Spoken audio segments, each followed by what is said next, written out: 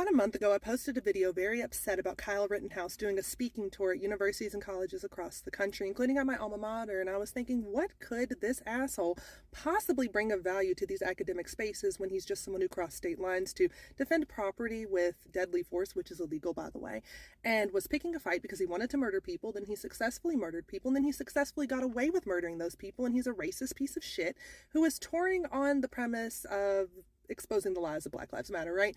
And I was wondering why. And it turns out he was invited by Turning Point USA, a student chapter. And so the universities could not say he couldn't come because it would be a violation of his free speech, a violation of the First Amendment rights of this registered student organization.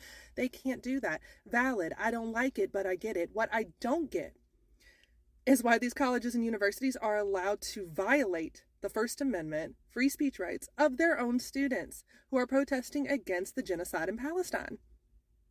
These students at these encampments, at these protests across the country, these students who are doing a very brave thing, are being punished for speaking up about the massacre of tens of thousands of people, including tens of thousands of children, babies, okay? We should all be against the massacre of children. And if you're not at this point, if at this point you're still like thinking, what's right and what's wrong, go fuck yourself, burn in hell.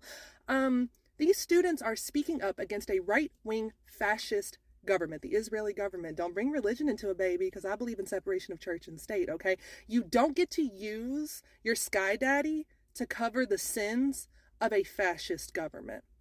We wouldn't allow it in America. Why would we allow it overseas? Absolutely not. No. The Israeli government is crooked. It is corrupt. It is extreme, and it's run by a piece of shit known as Netanyahu, okay? And they are massacring all of these innocent people.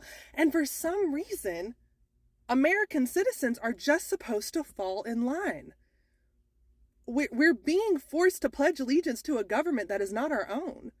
I'm a United States citizen. These students are at United States colleges and universities, and yet they are having police deployed to brutalize them on behalf of a foreign entity. Do you guys understand how fucking batshit crazy that is? It sounds like treason.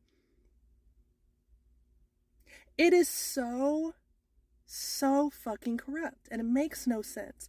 We have anti-boycott, divestment, and sanction laws, anti-BDS laws in 38 states.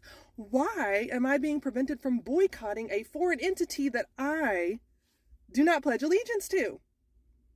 And why is AIPAC? Why are organizations like AIPAC controlling our politics and injecting themselves into our politics to the detriment of U.S. citizens and for the benefit of a foreign entity that is carrying out a fascist regime?